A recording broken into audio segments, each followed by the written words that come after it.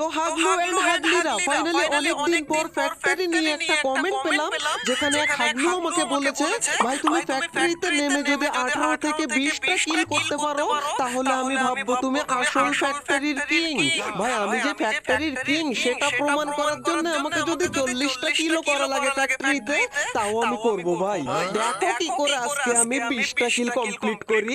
এখন আমরা নিচে চলে যাচ্ছি এন্ড নিচ থেকে ভালো একটা গান নিয়ে উপরে আসতে দাও, তারপর দেখো হাগলুগুলোর প্যান্ট কি করে আমি খুলে নিই। ভাই কিন্তু ভাই একটা লং রেঞ্জের গান পেলাম না। ভাই একটা লং রেঞ্জের গান না হলে কি করে হবে ভাই? এইখানে আচ্ছা ভাই এইখানে, আরে ভাই একে পেয়ে গেছি। এবার দেখো কি অবস্থাটাই না হয় হাগলুদের।